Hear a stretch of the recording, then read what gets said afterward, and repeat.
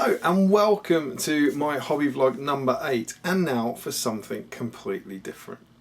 So as teased in my last hobby vlog, which I think you saw a month ago, today what I'm going to be doing now is something very, very different and something completely unexpected.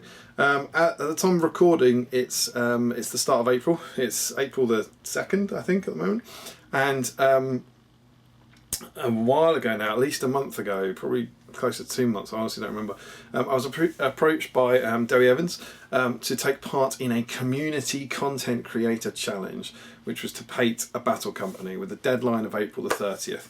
And I said, do you know what the hell, why not, let's jump in and give it a go. My existing plans for April that I would have set out in that hobby vlog I did right at the start of the year were, I think, just to paint about 7 Dale Warriors. So I was like, that's not imminent, it's not crucial, so I could punt that down the line. And you know, the battle company thing, I thought, oh, maybe if I get lucky, maybe it'll be a good way of clearing some backlog stuff. So it'll be quite battle streamsy, I thought, which would be good fun. So yeah, I decided to give it a go, and I couldn't start it before now because I had all the stuff for the SPG photo shoot and the GT and so on and so forth, but I knew I could clear April and basically give myself a month. So that is what this hobby vlog is going to be. I'm sure by the time you're watching this, you've probably seen other contributors doing their vlogs or doing blogs about it or seeing battle companies or whatever, but this hobby vlog is going to take you on a journey, so it's probably going to be a long one. It's going to take you on a journey of about a month of me trying to complete this project, which I'm really excited about. So settle down and join me on Battle Streams of Middle-earth as I attempt to clear the backlog, and maybe you should too. So pop this on, get a cup of tea, get some paints going, and let's see what we can do. So the nature of the project is that everyone signed up and you got allocated a random battle company. So you didn't get to choose. That was really important and a bit terrifying. I looked through the book. I've got it. I'll give you a bit of history of me on battle companies. I keep saying I've never played a game, but that's not true, because we did a campaign on the GVHL many years ago where I did a dwarven battle company, but that was before there was a published book. Jamie got the rules off, I don't know, the One Ring or White Dwarf or whatever they were on at that point, and but I kind of forget about it for one reason, because we filmed it all in a day, so I did like a day's worth of gaming on that, and then forgot about it. But it was good fun. I enjoyed it. But I never put any kind of hobby effort into it. It was just using some Erebor stuff. But beyond that, I've never played. And it does intrigue me, just battle companies, but for whatever reason, it's never really kind of connected with me. I haven't been to an event or anything like that. And I signed up for it thinking, yeah, this will be really good fun, because I might be able to do a bit of converting and kind of create something really cool and really custom. But I was also terrified about getting some of them. So I didn't want to get Army of the Dead, for example. You can actually see that I've done Harrow boards there, and you know, I'd painted 50 Army of the Dead already, and I was like, oh, forget that, it's just going to be boring, because I have to buy more Army of the Dead and paint them that I don't really want to do. So there were definitely some companies I wanted to avoid. On the other hand, there were some that I was quite excited about, kind of thinking, oh, well, that'd be good fun, and I've got a bunch of models for this or for this that are just sitting in the boxes not being done, so it would be a good way, very, very battle streamsy, a good way of kind of digging those models out and getting them painted. So the draw was done, and I am delighted to say I got given Dol Guldur, which is quite cool. So the reason that's cool is multiple. There's multiple reasons. For one thing, Mirkwood, as I've said on multiple places over the years, Mirkwood's my favourite part of the entire Lord of the Rings and Hobbit story, and the Dol Guldur sequence I absolutely love. If you follow our magazine, we spent 2 issues in Dol Guldur. Barry O'Neill made us a Dol Guldur. This is back in sort of 2016 time, I think. Matt Davis sculpted us the ring race before they were done by GW. Dave Frederick sculpted a Necromancer. He's actually up there somewhere, kind of meant to look more like the Hobbit one. And I just love it. I love the whole Dol Guldur sequence. But I've never done that force. I've never done the force is basically Hunter Orcs, isn't it? And whilst I've got a big Azog's Legion army, I've never done the Hunter Orcs. And the reason for that mainly is because Tom Harrison did the Hunter Orcs, so we used to split stuff for the magazine a lot of the time.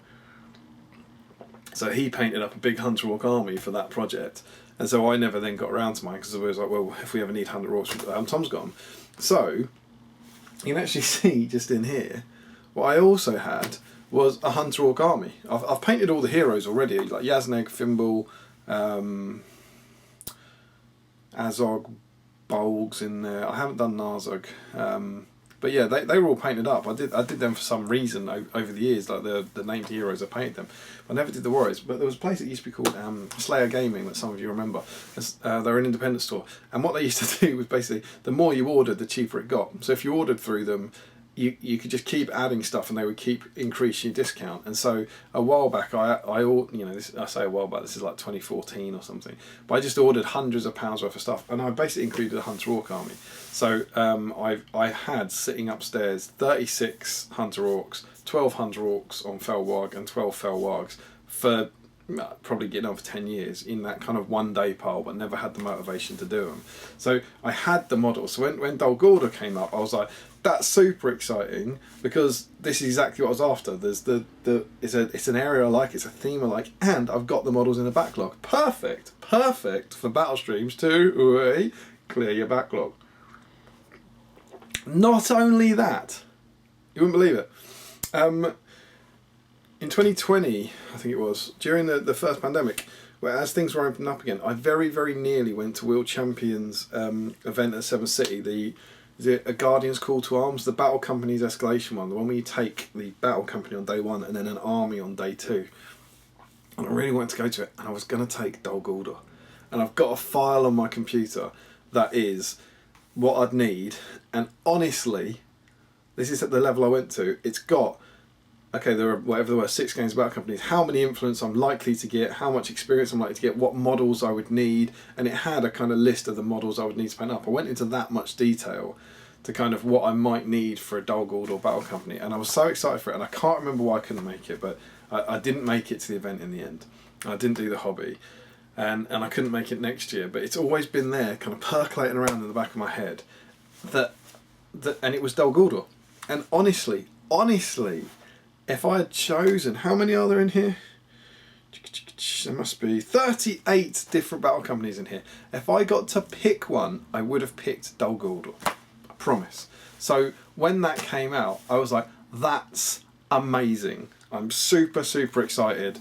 I'm excited about the backlog clearing of it. I'm excited about the modelling of it. I'm excited about the painting of it. That was absolutely brilliant. That wasn't it. There's 2 parts to this challenge.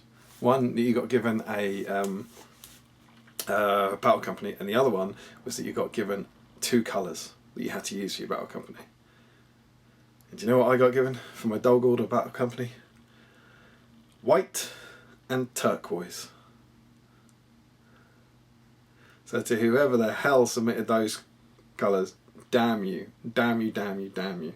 I think I did red and gold for the ones that I gave. I thought I was quite generous to people, but who knows.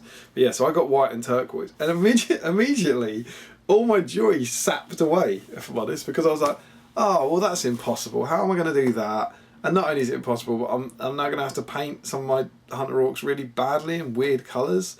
So I was a bit kind of miserable, but I just started thinking about it, and I've actually come up with something that I'm kind of excited about. So, hear me out.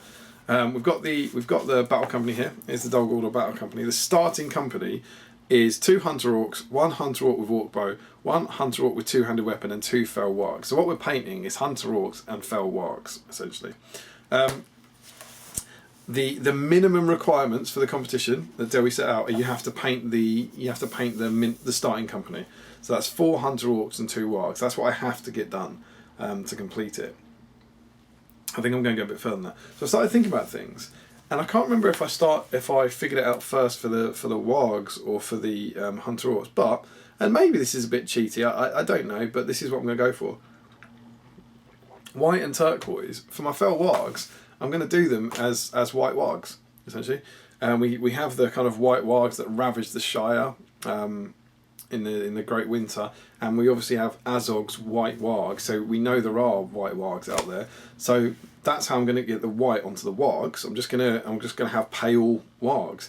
How the hell do you get turquoise onto the wargs? I'm going with their eyes. I'm going to go for, we're coming from Dol Guldur. It's spooky, there's something ghosty going on, there's a bit of demonic energy, and so the wargs are going to have glowing blue turquoise eyes, like something's a bit wrong. So not quite kind of straight out the books Tolkien, but remember when the wargs attack the Fellowship in the book, just before they get to Moria, they all disappear. There's no bodies left at the end, and the idea is they're kind of slightly ghostly wargs. No one's quite sure what's going on. So that's how I'm going to get away with that. That's how I'm going to do the wargs. They're going to be white wargs with blue eyes. And then for the hunter orcs, I took the same approach basically, where I was like, well, what I could do is I could paint their skin white. Obviously, again, you have Azog with his pale skin, but also things like the Goblin Mercenaries and the Berserkers, the Gundabad Berserkers. A lot of those orcs in The Hobbit have got kind of pale skin, kind of creamy skin, or pale albino skin. And so I'm going to go down that route for them. And I've painted quite a lot of them. And so that bit actually kind of ties in quite nicely. So I've got to get the turquoise into the hunter orcs. And my original plan was just painting some of their kind of, clothing turquoise essentially, or kind of a muted blue. But I've decided to go a bit wacky again, make something a bit different, and I'm going to go for the swords and for the weapons. I'm going to make the weapons kind of glow, kind of turquoise, kind of like the elves, kind of like the eyes of the wargs. So there's an idea that there's a kind of otherworldly magic going on in the weapons. So that's what I'm going to go for. So hopefully that will tick the box of having white and turquoise. Without it looking too outlandish. So that's my plan for my colour scheme, and I need to get some models. So as I said, I've got them all here. I've got this kind of pile of hunter orc stuff that I've had for years. Look at that! Oh, look at that sexy Hobbit packaging. Before the white boxes, they're all in the original kind of Hobbit boxes, which are really nice. So I've dug out 2 boxes of everything. As I said, I've got 36 hunter orcs, but I just dug out 24. Why have I got so much? Well, I don't know why I've got both sets of wargs out, but I'm just gonna do one of these. But what I was thinking is I'm going to start by they're obviously going to be conversions. I'm going to do conversions for them, so they shouldn't look like hunter orcs straight out of the box. I've decided that. But if I use like the head of a warg or the body of a hunter orc here, I'm also going to be using that for his dismount. So the upgrades for the Dol Guldur Battle Company, they get to go on wargs, so that your conversion needs a mounted version if you want to be super diligent, which I kind of do for this. It's a hobby challenge for me. So what I might need is say I choose, I don't know, he's got a fun head, but say I decide that this guy here is going to be my sergeant or my leader. I need his head twice, because I need him on foot and him on a warg, so I need to get his head from this box and from this box. And then I've done the same thing with the wargs on foot, that if I find one in here that I really like, I've now got 2 boxes so that I can do that. So that's why I've got 2 boxes out. I'm not remotely considering painting 36 hunter orcs, but I will be painting 8 hunter orcs essentially. I'll be painting I'm trying to paint my 4 guys on foot and then 4 guys on the warg riders. But I hope in a kind of madcap way, I need this many models to give myself those opportunities. So that's the plan there. And what I've also done to help myself out is that was all in the backlog. I bought some models. Oh no, it's a nightmare. It's against what we're meant to be doing. But I got myself treat from GW. Here's my box of joy. So inside here, what have I got? First things first, I got 2 paints. I got technical paints, which I didn't have. Nighthawk Gloom and Hexro Flame. They are the ghosty colours. I don't really know how they work, but it's the ghosty green and the ghosty blue, and I'm hopefully going to get these 2 together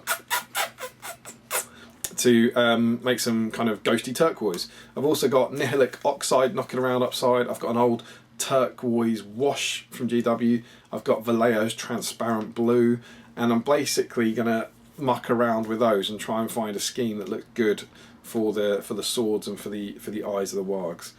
That's the plan for those. But I pick those up to see what happens. That'll be fun. They're also probably going to tick my hobby bingo box of trying out a new technique.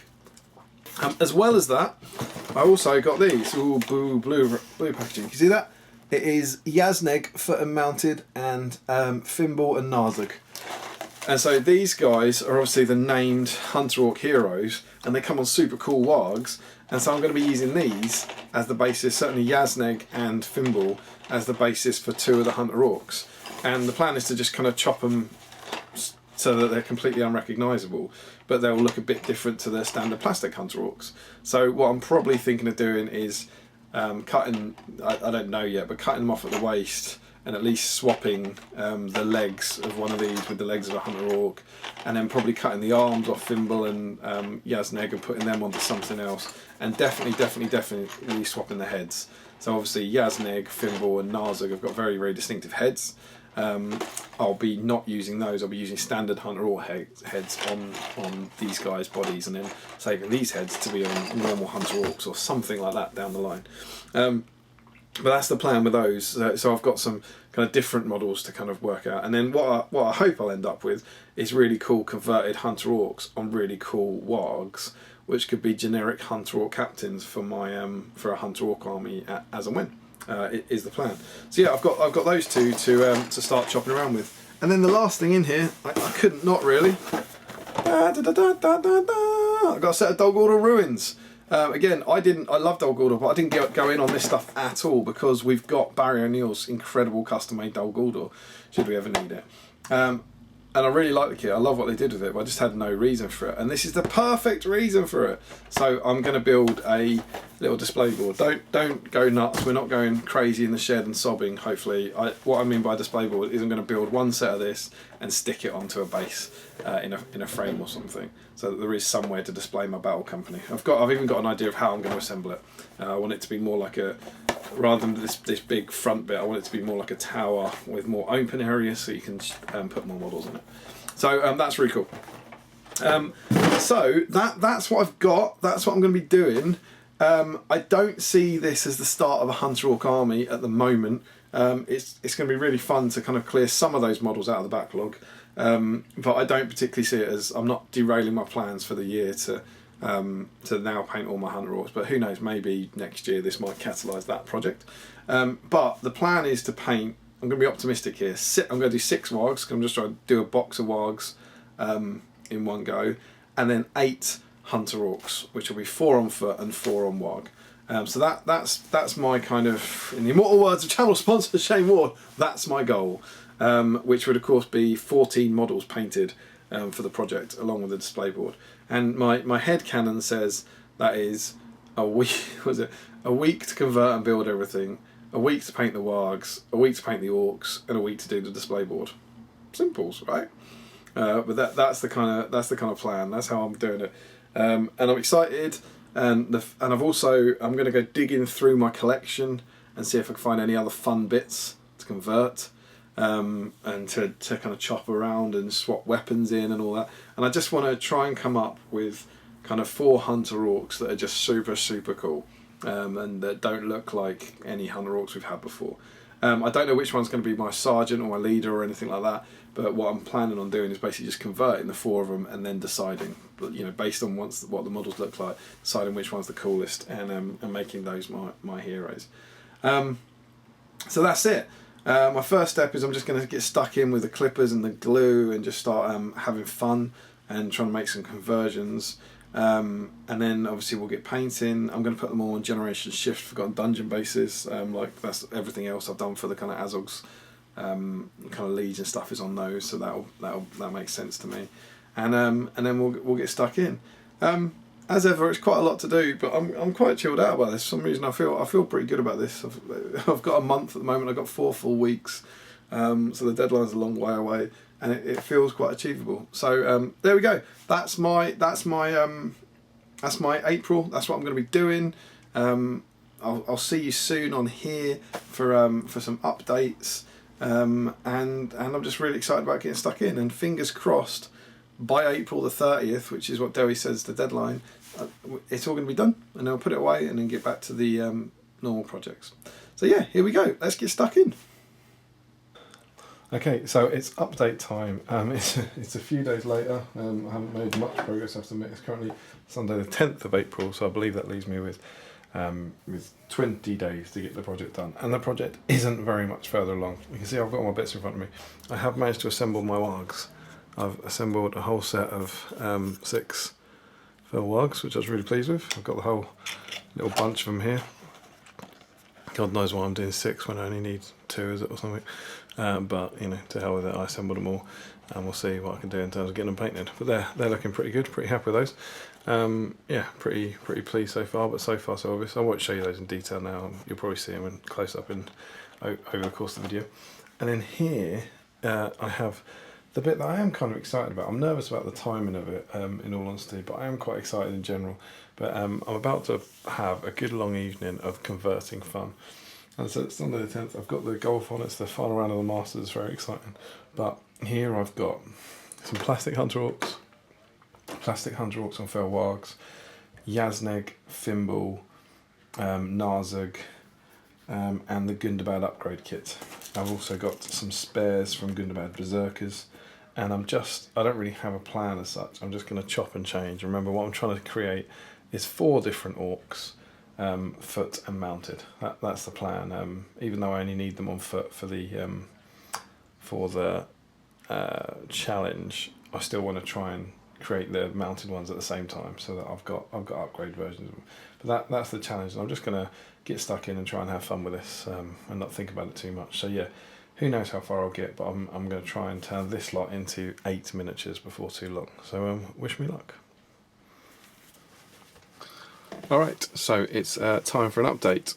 It is currently, it's been a while since I filmed anything, it's currently the 18th of whatever it is, April, I suppose. So it's Easter Monday, and I thought I'd give you an update about the ruins of Dol Guldur, because this is what I've been working on and made a bit of progress on. It's probably worth saying, I can't necessarily remember the last time I recorded, but it's been a while, probably about a week ago, I think, when I was working on my orc conversions. And whilst I have made some progress, I haven't made as much progress as I hoped on those. So I haven't quite finished the conversions yet at this time, but hopefully we'll be seeing more of those in a day or two. But yeah, the original deadline is 12 days away, which is absolutely terrifying. I think I might have said this on the video already, but there's a potential that it might be being pushed back a bit, staggered a bit, which would be super helpful if so. But I'm going to keep moving as if it was the 30th, and we'll see how things go from there. So indeed, this is what I was working on. I've been working on my Ruins of Dol Guldur set, which I kind of showed you in that intro clip. But I've got the one set that I wanted to build. Is obviously the box art, and it's the same here. And I was quite excited to get stuck into this kit and see what it was made of. So. It was made of plastic. So the first thing I just want to say about this is, obviously you're trying to build this. If you you know, if you're what you get out of your set is this kind of cool ruin. And as you open up the instructions, I'm fairly experienced with this stuff. I've got to admit, this is fairly baffling. If you see the kind of like A14, A14, B11, B7, A11, A4, A10, and so on and so forth, how you build this kit. And it's quite detailed, and you can see the number of kind of small pieces you get. Now, I'm going to go out there and say that I'd heard that this was a brilliant kit in terms of its modularity and what you could do with it, but it was a pain in the arse to assemble. And so my kind of little review here is to say whether or not I found that to be the case. And what I learned as I went through this kind of stage by stage is that this kit doesn't explain to you how the Dol Guldur Ruins kit works. What this does is allow you to make this. It's literally, imagine you're assembling Treebeard. So as you're doing this, there's no thought process in it. None of this is sort of saying this section could do this section could do this. It's literally saying glue this here, glue this here, glue this here. You make this wall, then you make this floor, you put that on the wall, and you know, by the end of it you end up with this. So that's obviously fine if you want to make that, but you know, for reasons you'll see, I didn't want to make that. And so if you don't want to exactly replicate what's on the box art, you're kind of in the dark a bit. You're left to kind of just figure it out and kind of play with the kit. And that's what I did, because whilst this does look cool, let's get a bit closer up here, I knew that I wanted as much as possible to have places where everything would be a bit more visible. So we've got a ground level here with a bit of space, but then this is kind of obscured and this looks quite small, and I wanted a tower that would show off my battle company essentially, so be slightly more open at the front, I guess, to allow placement of models. So that's what I was planning on doing. And when I was at the Warhammer World GT, they've got a cool new kind of a Dol Guldur table using this, and I saw a piece that I really like the look of. I'm going to bring a picture up here. So this is the piece that I saw at Warhammer World, and this was far more what I was planning on making, or what I wanted to do. And so I took a couple of photos of it, and I didn't know anything about the kit, but I just kind of assumed it was a safe bet that this was probably built from one kit. So what I then did was, with these armed with these photos, I picked up this kit. I basically threw this away. Oh no, it came back. I basically threw it away. Hooray, that's better. And I started just playing with the kit to figure out the pieces.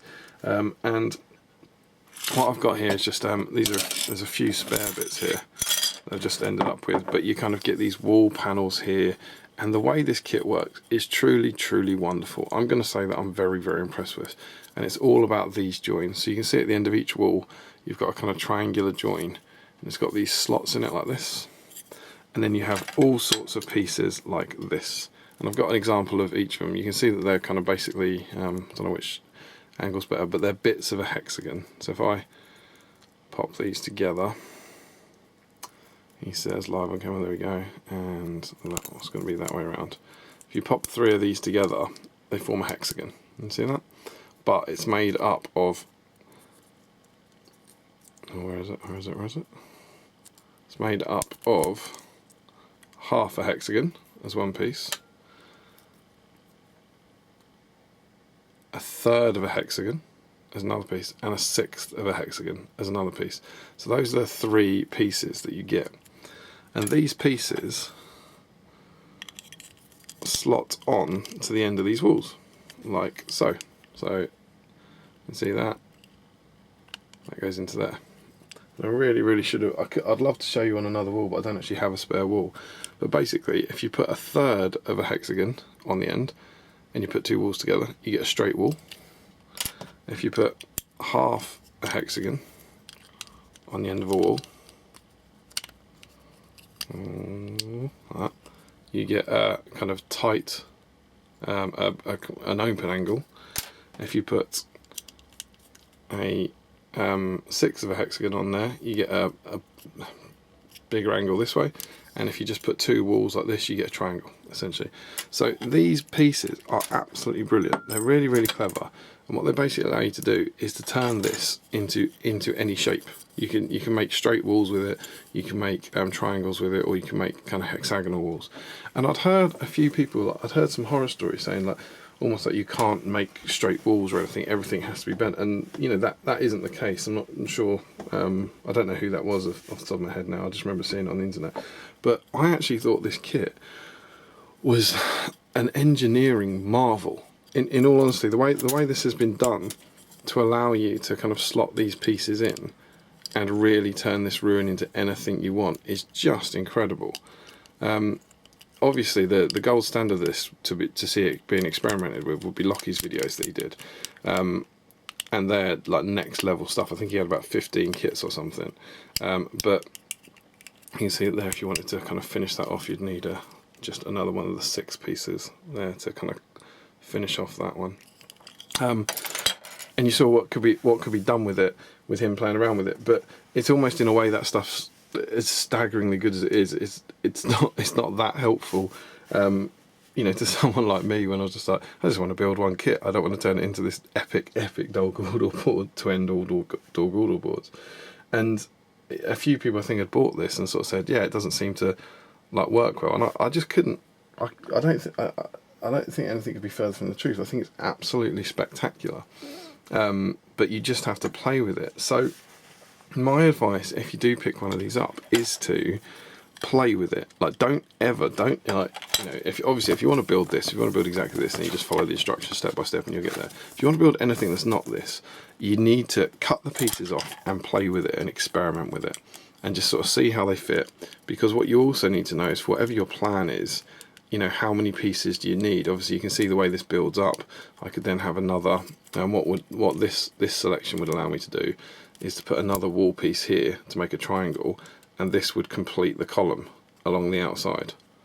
You see, and you'll notice as well that whichever combination you use, you see there's a little bit of metal here, that joins up to that, and that joins up to that. So whichever pieces you use, the metal joins up on all of them. It's quite incredible. And you see that, if I flick it over here, you get that. If I turn it around, you get that, and so on and so forth. It's absolutely brilliant. But yeah, so, and that's what I did. I knew, you've seen the pictures, I knew that I had 3 levels to make. And so what I did was I basically got my little bowls, and I grabbed the bits and I cut them all up and I put them into little bowls to kind of be like, alright, that's that level, that's that level, that's that level, to just check I had the right pieces. Because even whilst I wasn't following instructions like this, at least I had a picture to go on. I had the picture from Warhammer World that I was trying to replicate. If you're not copying something, I think this would be terrifying. You just cut a load of bits like this off and start clipping and start gluing and hoping for the best. And so, yeah, I think it's a modeller's dream, but you need to be careful and you need to do prep work and you need to be really disciplined with yourself and not just go gluing pieces. You need to kind of, otherwise I think what you might get is you build this wonderful, wonderful piece of scenery and then realise that on the final corner or whatever you don't have enough pieces to make that particular design work because you've made, you know, too many straight lines or too many acute triangles or whatever it is. So that would be my advice to you. Just you know, not even dry fit everything, but just cut it all up and kind of figure out which pieces you're going to use for what, and so on and so forth. So that's my kind of advice for how to get started. But then, as I said, I did have a picture to follow, so I got stuck in, and I'm happy to say it went very well. So here is my ruin. He says, da, da, da, da, da, da. There we go. So this is what I've built, and as you can see, that is quite different to the box art, and I'm moving this very carefully because the top 2 levels, for reasons that you'll understand in a minute, are not glued together. So you can see that, and that's hopefully, if I put that somewhere like that, and then show you a picture of the Warhammer World one, I think I've done a pretty good job of matching it. I think I've changed a few bits, particularly in the way the kind of decorations around here work, but I think I've done a pretty good job. And what I want to show you is that this comes off and this comes off. Now I don't want to do that, I'm not making this modular, I am going to glue this together, but the reason for this is if you just look, try and see all the detailing in there, everything, both sides are textured because all the pieces are reversible, which means you kind of need to paint inside it, at least do base coats, and there's just no way you're getting your brush inside if that's glued down to there or if that's glued down to there. So this is basically done so that I can spray it at the bare minimum. I can turn it upside down and spray it and then just slap a base coat inside just so there's paint inside these bits, but they will be being glued together. But let's start with the bottom level. You can see kind of what I've gone for. Again, like I said, I want access to it. There's going to be a base. I wanted these to be able to have wargs coming out, like cavalry bases coming out of there. I would have loved more of these archways because I feel like I need those for my pieces. In a perfect world, this would have had an archway as well to let someone else out, but I ended up putting, I wanted a nice decorative archway on the front of this one, and I put the other archway in here. Possibly unnecessarily, you might have been able to just get away with just leaving it as a gap, but it's all good fun. So yeah, I've gone for that, and I have built the staircase, so I'm going to put my staircase going down there as well, so there's a bit of access there. So we've got that, we've got this kind of cool decorative one here that again I wanted to include, but I've put around here because bases can't fit through it. And then I put the gate around here, which again I wanted to include, but wanted it to make sure it wouldn't impede movement. And as you can see, as you come round, it comes with a couple of these broken wall pieces again, which again take up 1/6 of one of the hexagons. So show the kind of crumbled ruins. You can sort of see how, hopefully, if you look at the bottom here, you can see how all those hexagons are made up. So you've got like the 2 wall pieces coming in here, and then 2 of the 1/3 of a hexagon. Here you've got a 1/2 a hexagon, 2 wall pieces, and a 1/6 of the hexagon. Here you've got basically 2 wall pieces, and is that 1/2 a hexagon, and so on and so forth. Yeah, and it makes whatever whatever shape you're going for, whatever angle you're going for, you build a hexagon on each corner basically. And so sometimes you will have to drop them in the middle. So what's a good example of that? Have I got one? I might have covered them up. Sorry, I really didn't plan this. I know I'm just rambling. That's probably a good example, isn't it? So here, I wanted this wall along here and this wall, so I was making a straight line. And what that leaves is, if you can imagine that little gap there, that third of a hexagon is a gap, a hole in the middle. So before you glue the walls on, you have to make sure that you're going to glue this piece here into the floor. The floor sections are you get one, which is these 3 triangles twice. So you get 3 triangles twice, and then you get 1 triangle twice. So you get 8 kind of floor triangle sections. So that's that. As I said, there's then these kind of ruined wall sections which you get, which are quite clever. And again, at the end, you also get a bunch of half-height hexagon strips. So these are everything I've said about the other hexagons is true for these. You can see that they're made up of these little bits, but you get half-heights for these ruined walls to kind of build up these bits here, which is really, really clever. As you figure out how it works, it's absolutely amazing. At the very top of my castle, I've put all these ruined bits on, and you can sort of see there the way those kind of hexagon bits have come in. I was actually 1 short, and it was here, so I put it right at the back of my building. I needed 1 more. You see there's a 6 and a 6 and a 6 here. I needed 1 more of those small 6 half-height pieces. I think because I did so much of this up here and so much of this here, I think. But I needed 1 more, so what I actually ended up doing was taking, what is it? I just took one of the,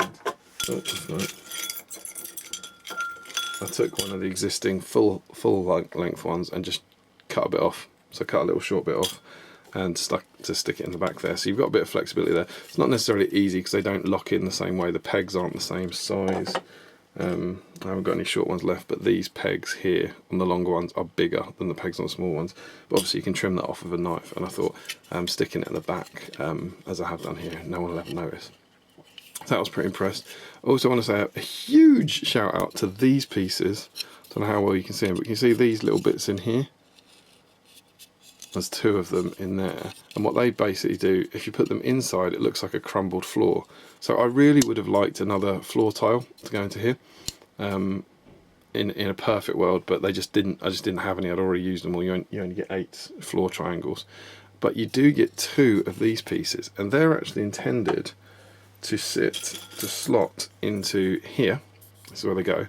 So this is where the floor sits, and the idea is you put 2 of those. And in the kit as it comes, it's to put them at the front. So can you see they're just there? And it basically what it does is it offers you a kind of decorative front. I'm tipping that as if this is 3D. What a moron! It gives you a little decorative front to put along the front there if you haven't got kind of stairs or a wall or anything. But I also thought, and again you can see this on the Warhammer World picture, what it also does is look like a kind of collapsed floor.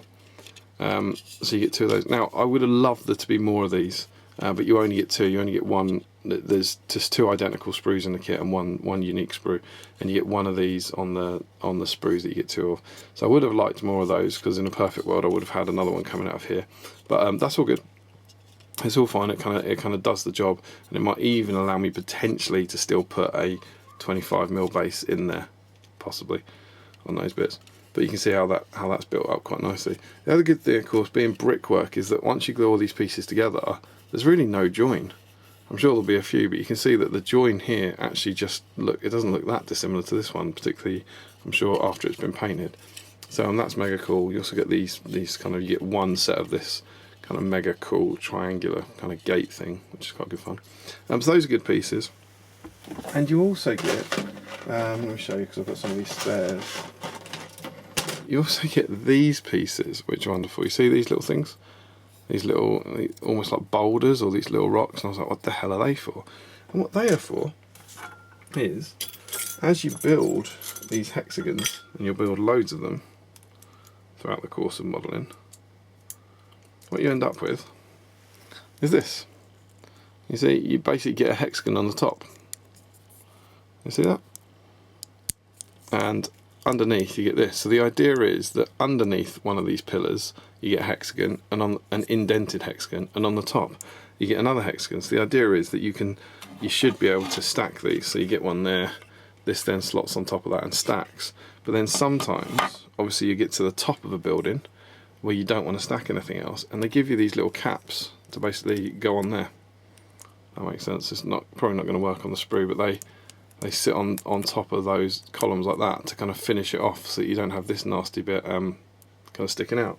So for an example, I've got one right here at the top. You've got the same kind of cap bits coming up here. These two, when they join, make a hexagon. So you put one of these rocks on to cap it all off. And I've got another couple here. Yeah, so I've got this column going up here, this column going up here, to put these on. Now it's just another really, really clever touch. And what I kept thinking whenever I was using this was, wow, this is giving you the pieces you need. So I wish I had that. Oh, I do. I wish I had that. Oh, I do. And so on and so forth.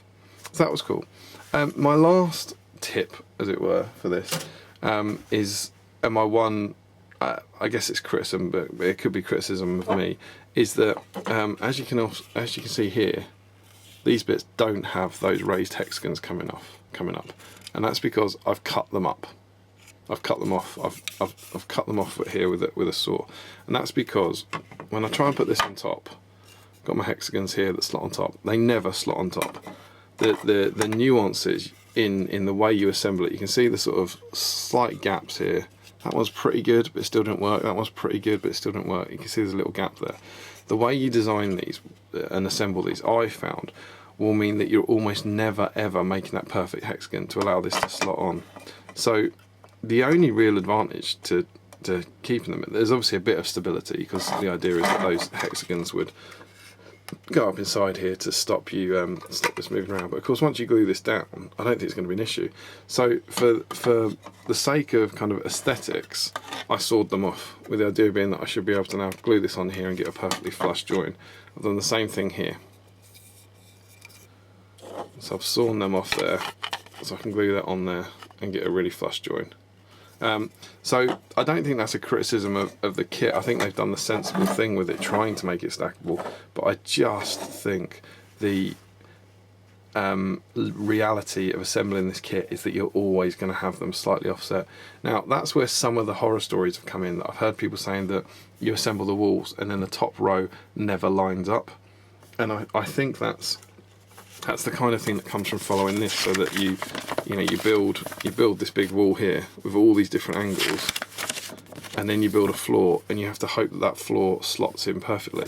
And my advice, and bear in mind I'm not the people who wrote it, I'm not the people who built hundreds of them, I built one, but is not to do that, but to do each bit as you go.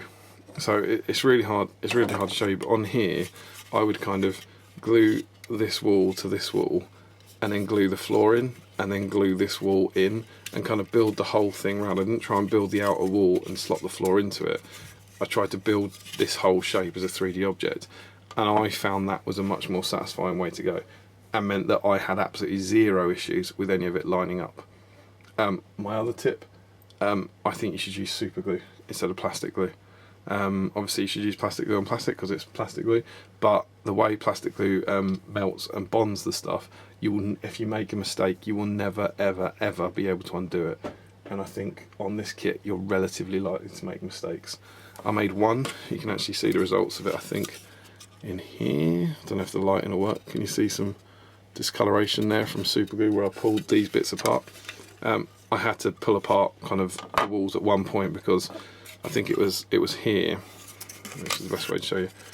You can see that there's a sixth of the hexagon there, and I glued this and this and this in, and you can't just push this into that gap. You have to it has to be assembled before you push the wall in. So I then had to pull it apart, and because I used super glue, I was able to pull it apart without damaging anything. If I'd used plastic glue, it never would have happened. So there we go. That's kind of my experience of building one of these kits. And as I say, overall, I wanted to show you it before I kind of painted it, because I think you learn a lot from the plastic in a way that you don't from the paint kit.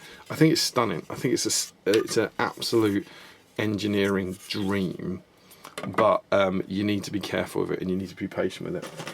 There's loads of extras. There's a tree that kind of goes up a wall. You can stick that on there, for example, which is quite cool. What else is there?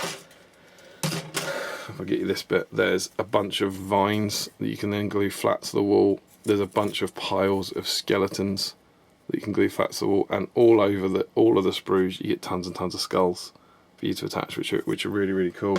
You also get a statue, which is really, really nice. That's the kind of statue I think that grabs the hilt when Radagast goes into Dol Guldur, which is quite cool. I haven't used most of those, mainly for a couple of reasons. One, I'm on a I'm on a strict deadline, so I thought picking out all the bones wouldn't be that helpful. But the other thing is, I don't know if anything will ever come of this in all honesty, but I've got vague plans to do a bigger Dol Guldur set for something in the future. And so I thought, and that would need to look more impressive and be more visually cool. So what I've decided to do is hang on to those for a future project. So there's going to be a staircase here. There's going to be a statue kind of lurking around here or something like that. And then this slots on top of here, and this slots on top of here. And that is going to be my display company for my battle companies that allows models to be put around here, models to be put on here and in here, models to stand in here and models to stand in here. And hopefully that'll look pretty cool. So there we go. I love it. I think it's an awesome kit. You end up with tons of spares to help you in like other modelling projects as well, which is quite good fun.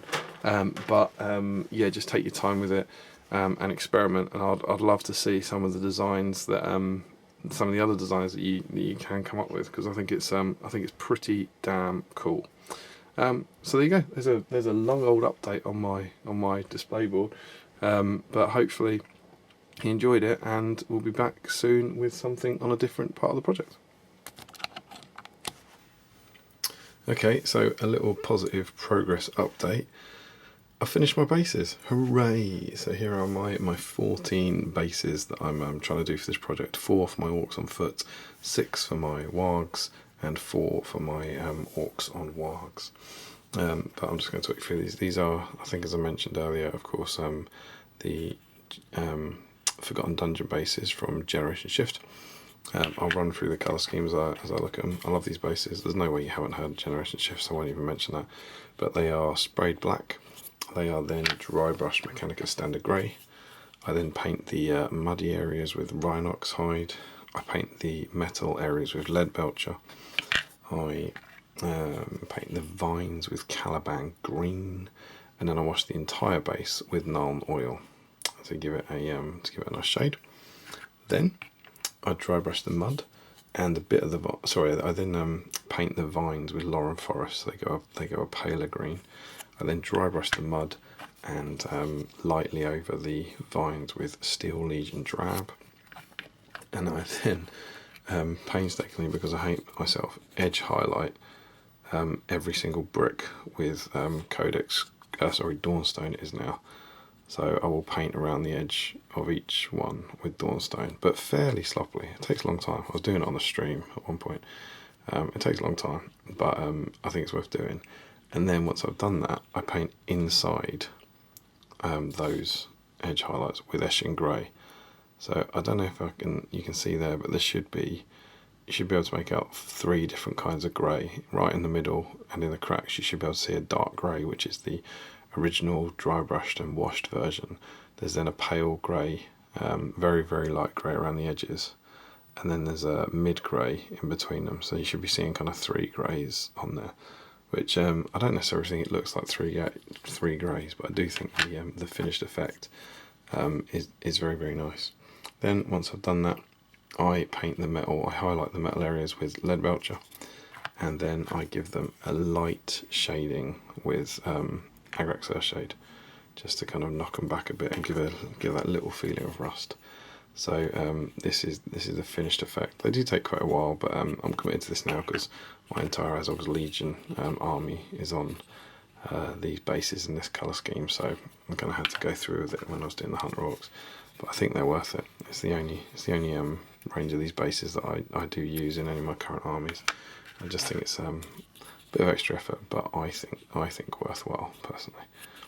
And there we go. Those are my 14 bases. So encouraging signs. We're moving in the right direction, but still a very, very long way to go, and the deadline is really starting to loom. So I'm getting more than a little worried. Hopefully, see you with some orcs before too long. And I think I'm going to call this there.